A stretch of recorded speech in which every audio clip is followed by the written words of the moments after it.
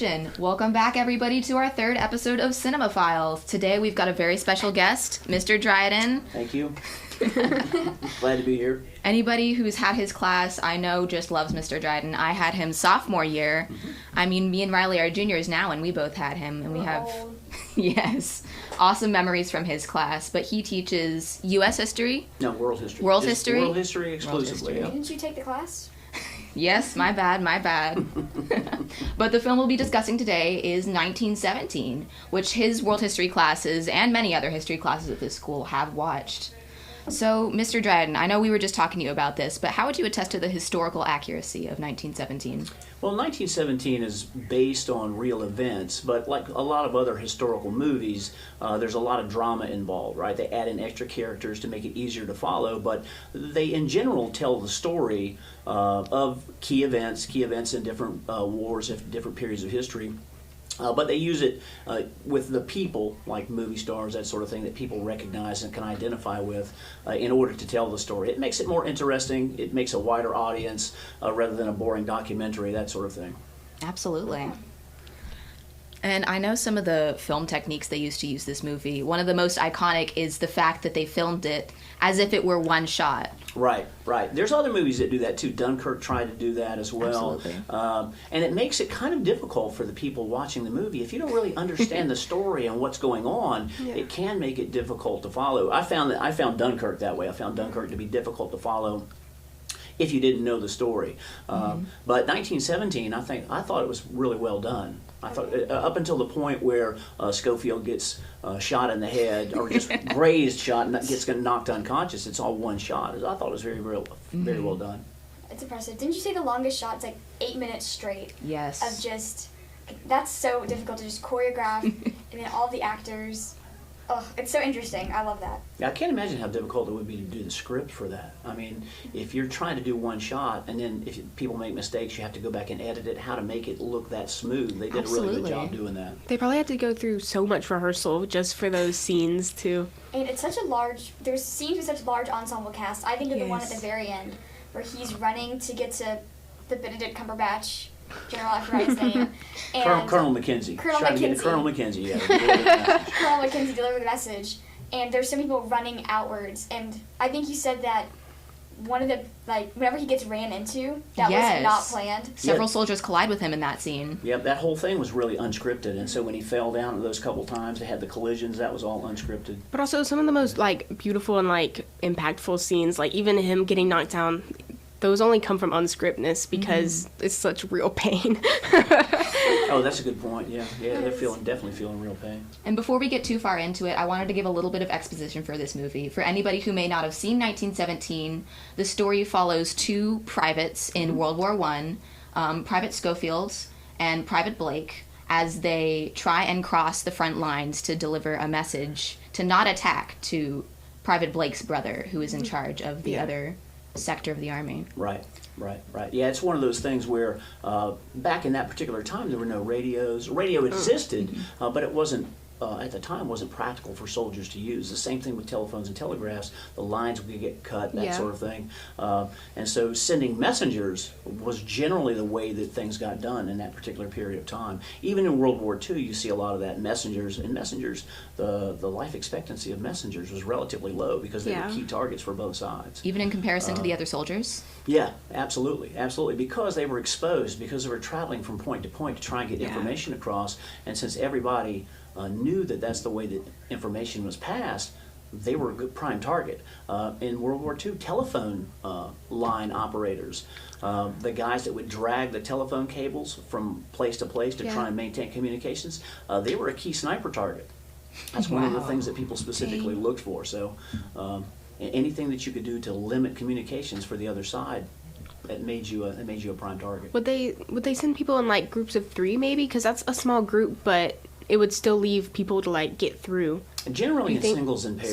Singles and pairs. It depends upon, a lot of times it's easier to get 1 or 2 people through hidden without being seen than a larger group. So sometimes you would send smaller amounts of people. I guess that makes sense with the 2 guys in the movie. Yeah. That's exactly what they did for this movie. And I mean, there were casualties. There were casualties. Poor Blake. A little bit of a spoiler alert, Private Blake dies before they can get to his brother. Yeah.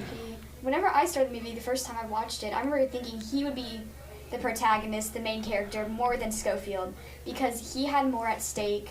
It was his brother, and he was the one given the initial order. Yeah. So I was definitely caught off guard when he was the one who died, and Schofield, who we knew comparatively little about, ended up having to take the lead.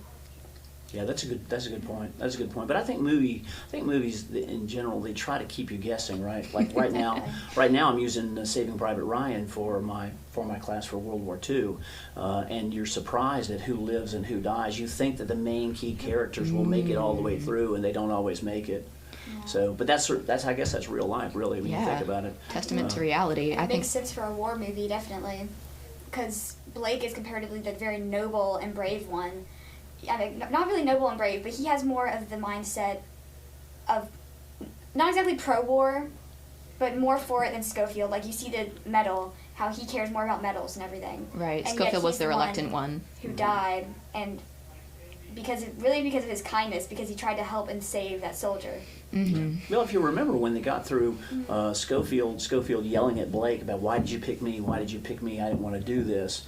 And Blake was the driving force behind it. Every time Schofield, he's like, we could quit this at any time. He wouldn't have cared. But I think partially because his brother was there. I think that gave Blake the real, the real drive to try and see it through. I mean, remember when he died? That was the. I guess maybe if we're getting ahead, but when he died, that was one of the last things he said. Make sure that you complete the mission. Make sure that you get to my brother and save him. Mm-hmm. What a driving force in this film. Oh yeah, it was. And from the very first shot, I just want to talk about this real quick because I noticed it, like how the first shot very much parallels the final shot. Oh yeah, I saw that too with the tree. Mm-hmm. Really, and I remember I saw it and I just thought it was amazing because that first shot, it's so different compared to the rest. It has the flowers. Like the lighting was beautiful, really, compared to the dark bleakness of really the rest of it.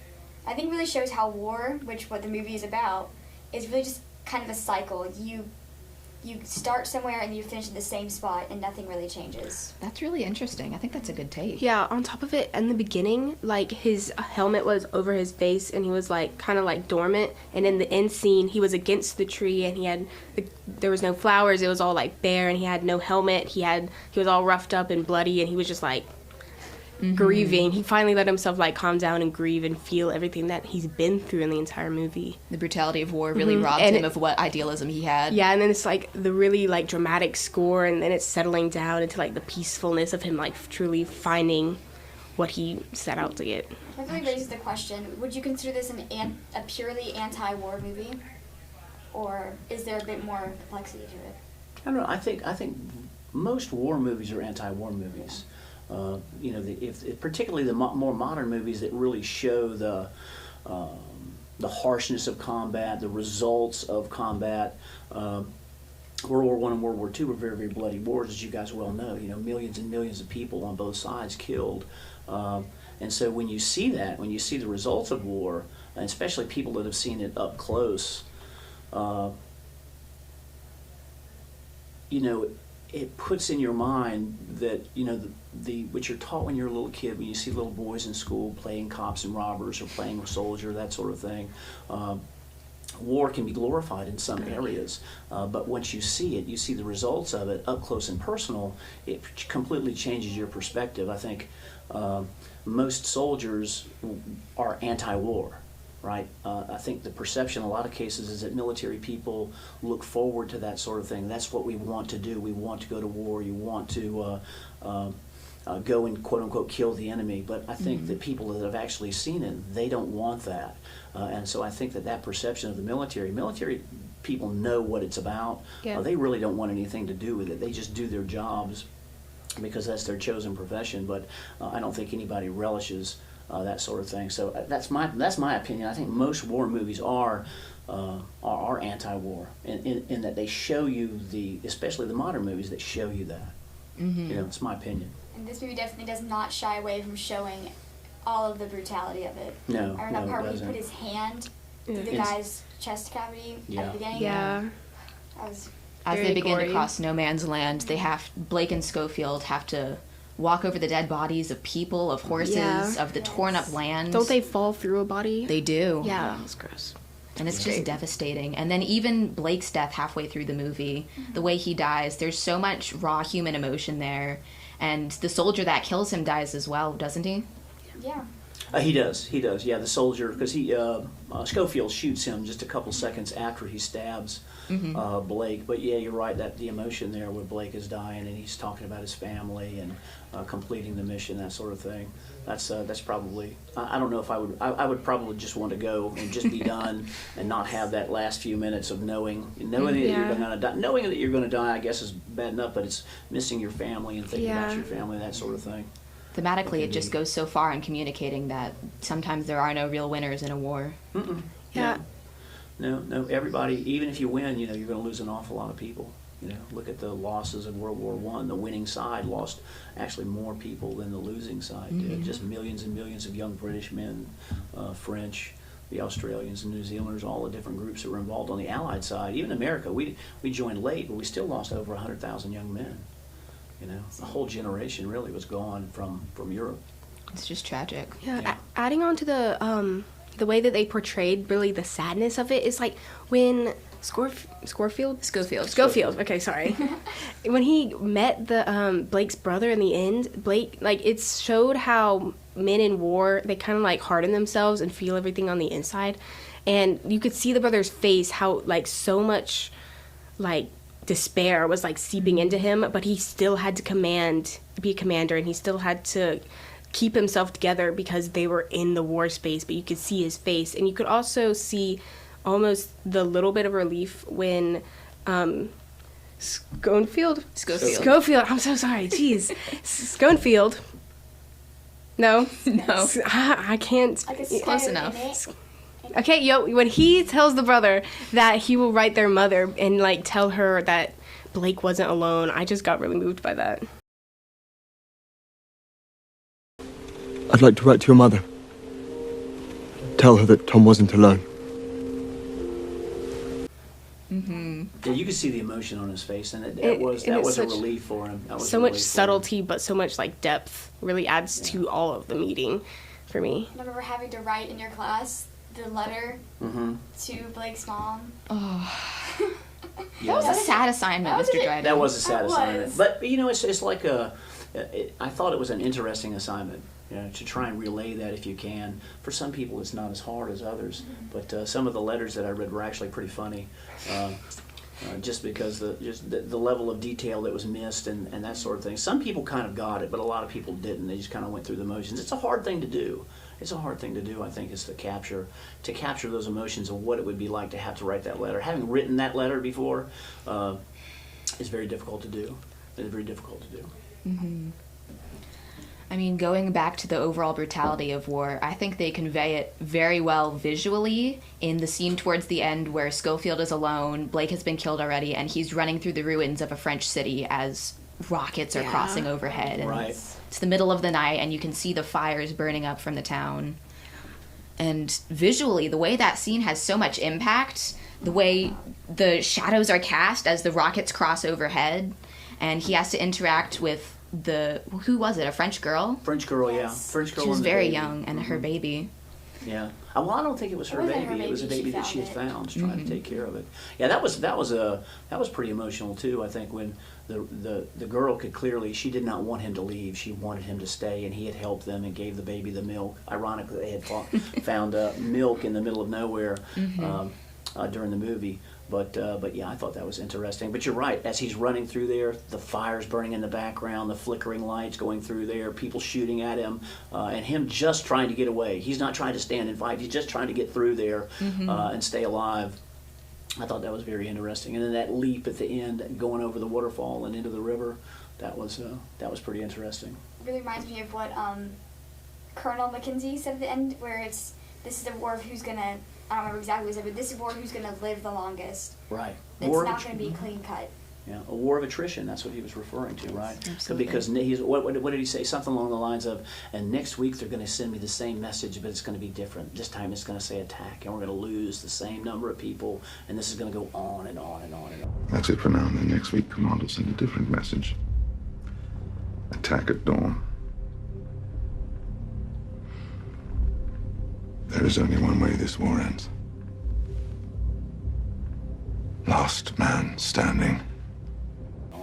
Cumberbatch wasn't in the movie for very long, but I thought that was a really good scene. I thought he did a really good job at that. Because you want to at the beginning you want to hate him. You want to hate him because he wants to send them in. He knows they're going to die, and it's not that he doesn't care, but he knows they're going to die, but he's going to send them anyway.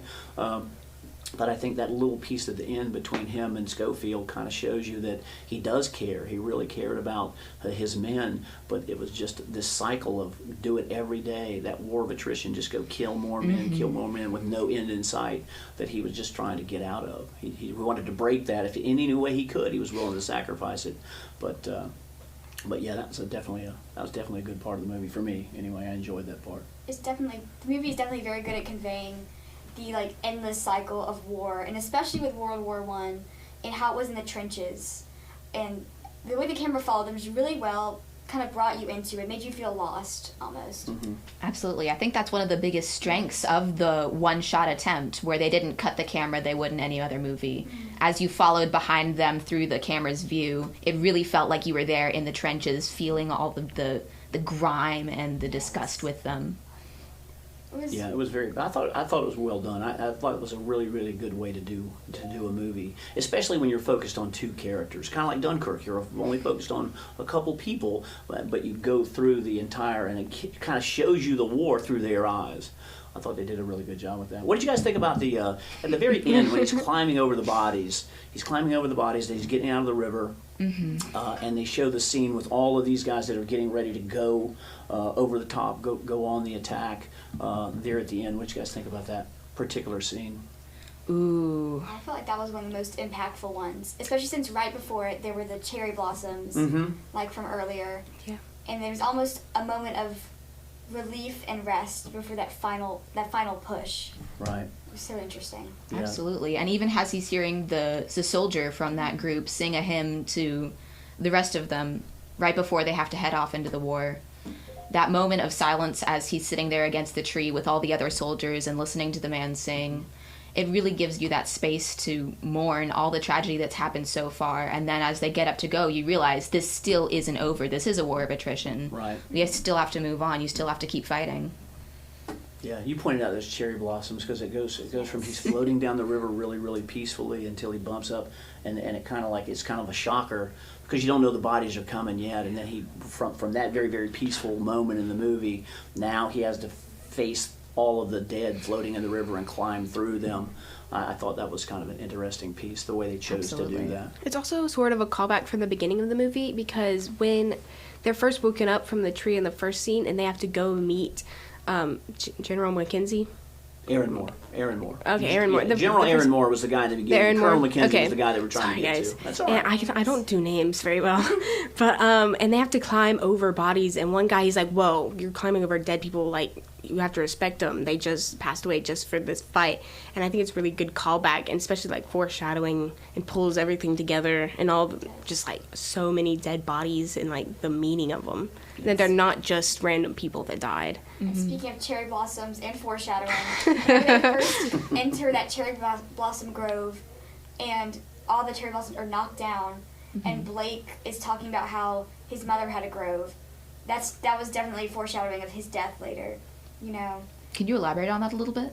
Well, I mean, besides the obvious that, they're dead, and then he died, and there's a connection to cherry blossoms, you could definitely see it as the springtime and they're in bloom, as him he's so young, and then cut away whenever they're at their most beautiful.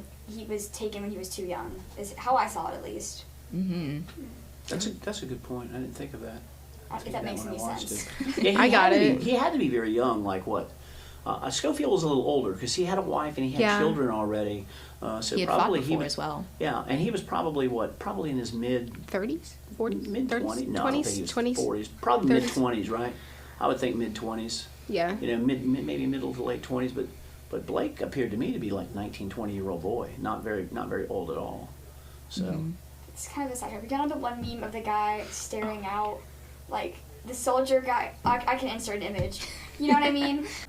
Well, Schofield looks almost exactly like that guy in some of the scenes. Oh. If you know what I mean. Do you Almost know like a what I mean? parallel Yeah. to that iconic image. Okay. I was thinking just because it's funny because it's a meme, honestly. Well, no, that's a good point. I mean, Schofield, you clearly he's disillusioned with the war. He's not happy to be there. He doesn't care about the medal. That's a good example that you gave earlier with the Blake caring about the medal. Schofield didn't care because I think he had a better idea of what combat was like, what war was like, because he was a veteran. He'd been there a little bit longer than Blake. So. That's a good point, that 1,000-yard stare. They called that the 1,000-yard stare. I think that term came from Vietnam. I think it came from the Vietnam War. Kind of like an early onset PTSD, right? That sort of thing. So, but you see that a lot. You see that a lot in war movies, people that have been around that, you know. Overall, this movie is just so intricate. There's so much going on thematically, cinematography-wise. And no wonder, I mean, it won 2 Golden Globes in the 2020 Golden Globes. It won for Best Motion Picture and Best Director, and I would say it definitely deserved both awards. Yeah. Did it win an Academy Award? I don't think it did. It did. I have that written down. Or it won, or it was nominated for 10 Academy Awards and 8 Critics' Choice Awards. Yeah, this is a very successful film. Yeah, it was very good too. I thought it was a good movie. A lot of times when you watch those movies that, for me anyway, sometimes you see this movie won several Academy Awards, and you watch the movie, I'm just like, I wasn't thrilled with it. But 1917, I think, is one of those that I think earned it. In 1917, we watched it in Miss Cushenberry last year too, and I had a class of a lot of unserious people, but even they would quiet down and they would really pay attention, especially like after the first couple scenes when they were already confused. They were like, what's happening, because it's all one shot. And then they really sat down and they paid attention, and we actually talked about it afterwards. They didn't take the letter thing seriously, but when it was on the screen, they really paid attention because it was so just attracting and like pulled you in to the entire story, really. Definitely the appeal of that cinematography. It takes you and it immediately pulls you right into where they are. There's no breaks of like the cuts or the quick action scenes that would try to make everything seem more exciting. It's really interesting. Yeah, it's one of those things I like using the movies in school, because it's one of the very few times I find that students don't begin packing up at 5 minutes before the bell rings. They're engrossed in the film, and they watch it and they pay attention to the end. You're right, and not everybody takes the assignment seriously at the end of it, but I think it kind of gives them a feel for what you've been trying to relay in the lessons and in the the worksheets and the reading that you do. Now you're kind of seeing it. Maybe it's not 100% real. They try to make it look as real as it possibly could be, but to try and introduce them to, hey, this is what it would have really been like had you been there. And you're right, I think it does change people's minds. Those unserious people that are laughing about it as they watch the brutalities, they watch these guys going over the top and getting blown to bits, or these guys going through no man's land and seeing what it was like between the trenches. I think it kind of gives people a better idea. I think, like, in class when it's just words in a book and then they don't really pay attention, but then when you see it on the screen with all this like, you said the story was blown out of proportion, but like they're still getting exploded and it's still like realistic in your vision wise. So I think people do take it seriously, at least for a hot second when they're watching it. Well, and it like sets in, and it like they realize that this happened, the people died, and the brutality of it all. Right. Well, it kind of brings everything together. It's a visual medium. It's an auditory medium. You can't really put your hands on it, but certainly the emotion is there. I'm sure the movies do a lot better job at relaying emotion than a documentary does, or than a teacher does standing up there trying to give a lecture. I mean, I try to explain, when I'm teaching, I try to explain how serious some things were at the time, but that's difficult for a teacher to do. It's very, very difficult. Some people have that skill set. I don't think I'm that good doing it, but the movies generally, they put you there, like you were saying. They put you in that spot at that place in that time, and exposes you to all of it. So hopefully it works. Hopefully it works for people. Oh yeah, I remember multiple people were tearing up during that scene where Blake died. I was one of them, but it definitely was impactful. And I remember our class was pretty noisy, but not that many people talk during that movie. No. Those are. It's a good attention getter. I think they work really, really well. And even for me, I think what stuck in my mind the most was that scene where they were in the burning French city, and just the combination of the visuals and the cinematography and the one-shot aspect of it made it feel like such a fever dream. And I walked out of that class that day into the sunny courtyard feeling like I had just walked through a war. It was so intense. And that's just the beauty of film. That's the impact of film. That's why we watch these things. That's why classes are taught this way. Right. It's so impactful for so many people. That's why we're here today. Absolutely. Yeah, true. That's true. So, Riley, what was your favorite part of the movie? Oh God. I know Ava said the exact thing, but whenever he's running through the abandoned French city, Acoust, if that's how you pronounce Acoust, it. yes. Yep, that's it. You got yes. Really, the lighting. The lighting and the contrast. It reminds me of an old Baroque painting of the time, and just so visually, that is definitely the most interesting part to me. That's good. Do you remember any of the parts of the movie that were your favorite? Yes. I know we talked about it a lot, but the ending scene, I talked about it earlier because I just love it so much. With the music, especially because I'm a music brain, so it really hit me. Oh crap! It hit me in the heart, and I really loved it. Okay. All right. I think that's where we're going to have to stop for today. Thank you so much, Mr. Dryden, for joining us. Thank you for having me. I appreciate it. We're going to let you get back to your class right, now. you girls have a great I hope you have day. a wonderful day. Thank you. You too. And thank you so much to all of our viewers for watching this episode of Cinema Files. Are there any more final remarks we want to add before we